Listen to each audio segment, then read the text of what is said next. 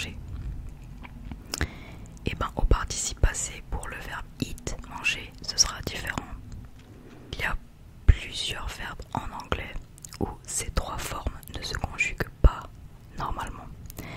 Et on va voir ça ensemble.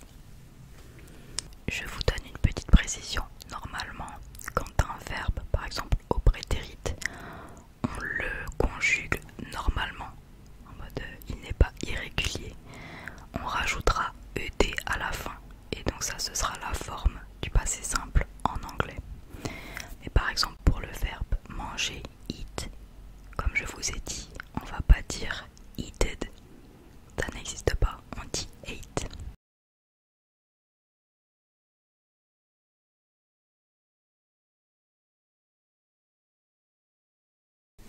Mais par exemple, un verbe qui n'est pas régulier, par exemple vivre, donc on dit live.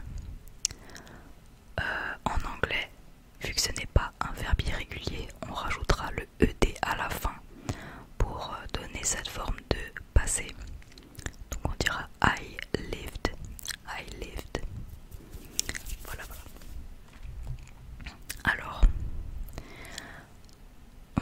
il y a plusieurs catégories de verbes irréguliers. Il y a des catégories où les trois formes sont identiques. Ça peut arriver. Il y a une catégorie où seul le participe passé, le prétérit, oui, et les participes passés sont les mêmes, etc., etc. Donc, par exemple, je vais vous donner quelques verbes irréguliers où les trois formes sont identiques. Donc, en gros, que ça soit à l'infinitif, au passé simple ou alors avec l'utilisation du participe passé, ce sera à chaque fois la même chose. Donc, c'est plutôt facile à apprendre. Voilà, c'est ceux qui sont les plus faciles à apprendre. Je vais vous donner 3 exemples de verbes où les trois formes sont les mêmes.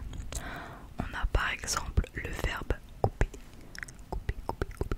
Couper en anglais, ça se dit cut. Et vous vous en doutez, à chaque fois, on dira cut. Donc, par exemple, I cut wood. Je coupe du bois. On utilisera cut. Si je veux dire j'ai coupé du bois, on dira I cut wood. Et donc voilà, ça ce sera au passé. Et si vous voulez utiliser le participe passé, donc avec être et avoir, si on veut dire j'ai coupé du bois, on dira I have cut wood. I have cut wood. Voilà, et ce sera la même chose par exemple pour put, donc le verbe mettre. Put, ce sera put, put, put. Put, put, put. Ce sera put, donc j'ai mis, je mets et j'ai mis encore. Et voilà, il y en a beaucoup, enfin il y en a certains quoi. Il faut que vous alliez chercher par vous-même cette liste de verbes où les trois formes sont les mêmes. On va passer à la catégorie suivante.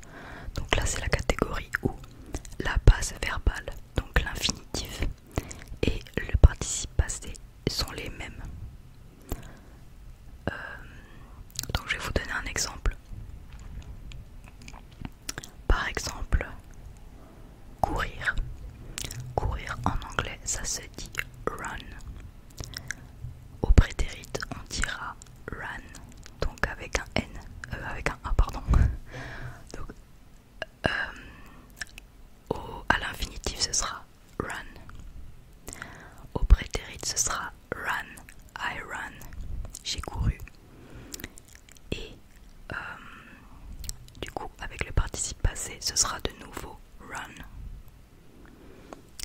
Voilà. Voilà, donc ça, il y en a pas énormément de ce genre de verbes, mais ils existent donc il faut aussi les apprendre. Maintenant, on va passer à la catégorie de verbes où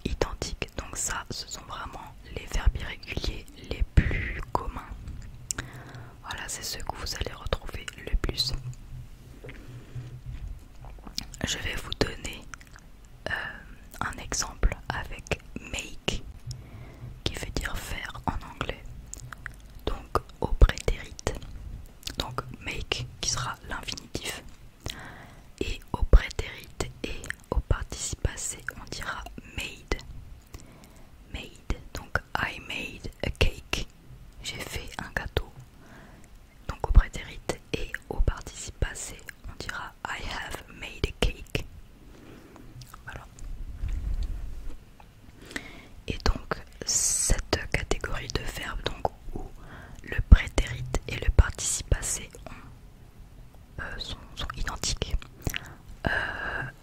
On a des sous-catégories dans cette catégorie au niveau des terminaisons. Donc par exemple vous allez avoir des verbes où la terminaison de ces deux formes sera en T ou alors en D, en GHT, des trucs comme ça. Donc par exemple les D, il y en a beaucoup, voilà. Par exemple on va prendre keep qui veut dire garder, donc keep à l'infinitif, et on rajoutera, enfin on changera le keep et on va le terminer par un T et il va se transformer en kept. Donc ça ce sera pour le prétérit et le participe passé. Et donc voilà, cette terminaison en T, voilà, elle peut changer là pour le cas de keep. On va pas, il faut vraiment que vous pensiez que ça doit être fluide quand vous le dites. On va pas juste rajouter un T à la fin de keep, sinon on dirait kept et c'est pas joli, du coup on dit kept. Par exemple il y a des verbes, par exemple dream, donc rêver à l'infinitif. On va juste rajouter un T, mais attention, la prononciation elle change quand même, il faut que vous fassiez vraiment très attention à la prononciation.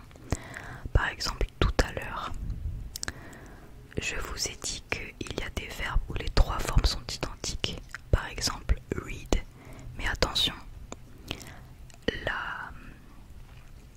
la prononciation peut changer et là c'est à vous de regarder un petit peu sur internet les prononciations, mais read, même si les trois formes sont les mêmes, elles ne se prononcent pas pareil. Donc read c'est à l'infinitif. Ensuite les deux autres formes, donc prétérit et participe passé, se disent read, même si c'est écrit pareil, ça se dit read, I read, I have read. Voilà. Et donc pour le cas de dream c'est pareil, on rajoute effectivement le T, mais on ne va pas dire dreamed, on dit dreamt, I dreamt, I have dreamt. C'est un petit peu compliqué, je vous l'accorde, mais c'est important. Donc voilà, on a ce genre de verbes qui finissent par T. On a aussi les terminations en D, par exemple avec have, tout simplement avoir. Have, on va prendre seulement le préfixe, donc le ha, et on va mettre un D, donc had, I had, I've had, I have had. Donc voilà. Après on a des terminaisons un peu plus compliquées, par exemple avec le verbe buy, acheter, buy à l'infinitif, au prétérit il va complètement être transformé et ça va être compliqué, c'est une comment on dit, c'est une prononciation un petit peu compliquée, surtout pour les débutants, mais c'est la terminaison en GHT et on va dire bought, I bought, I have bought. Donc voilà, ça c'est de la prononciation que vous devez exercer. Voilà, il faut que vous écoutiez beaucoup d'anglais pour que votre prononciation s'améliore. Donc voilà, je vous conseille de regarder des petits films, des petites séries en anglais, donc en version originale. Ça va vous aider énormément, vraiment. C'est ce qui aide le plus en tout cas. Donc voilà. On a aussi les terminaisons en AID, aid. Donc par exemple pour pay, payer, pay, donc infinitif,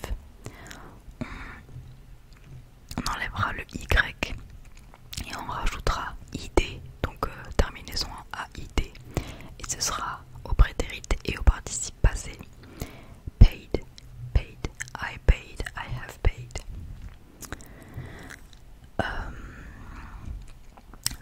C'est vrai, je regarde ma fiche, il y a aussi les allitérations. Donc les allitérations, c'est en gros quand on change une lettre ou alors qu'on en ajoute une. Par exemple, on a les allitérations en E. Donc je prends un exemple, on a meet. Meet qui veut dire rencontrer. Donc ça s'écrit M-E-E-T à l'infinitif. Et pour le prétérit et le participe passé, on enlèvera un E, ce qui fait qu'on se retrouvera avec met. On a les allitérations en U, par exemple avec dig, creuser, on changera le I et on le remplacera par un U, donc dig, dug, dug. On a les allitérations en O, par exemple.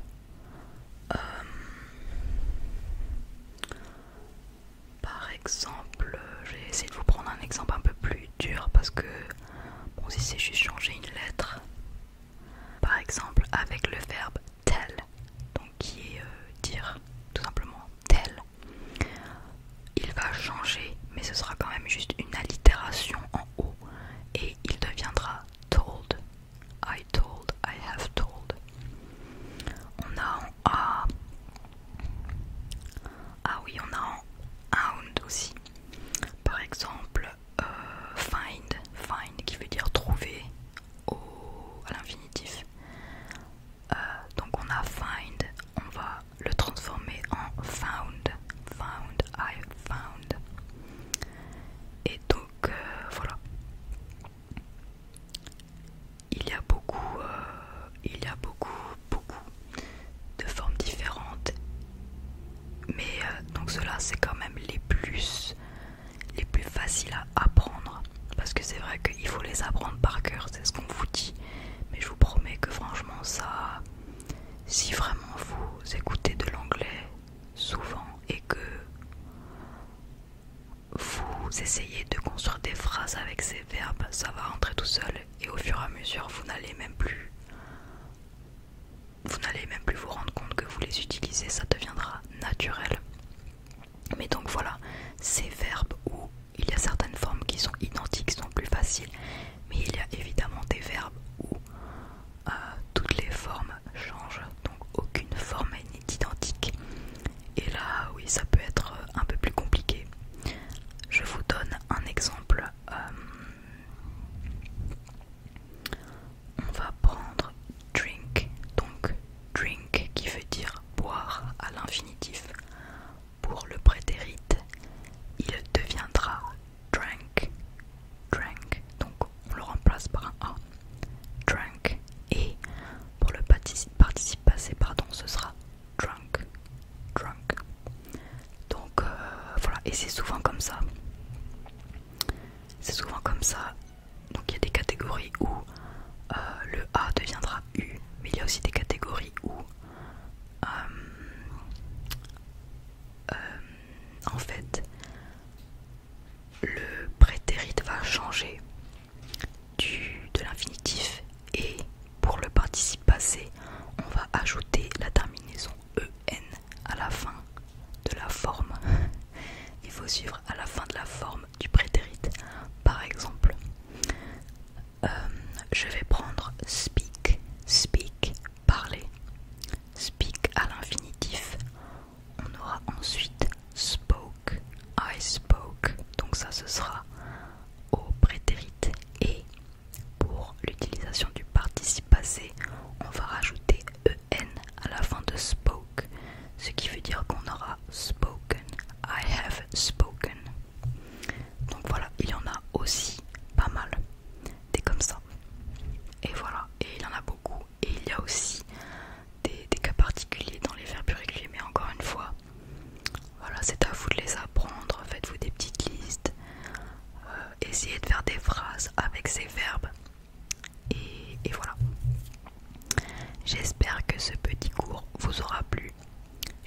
vous avez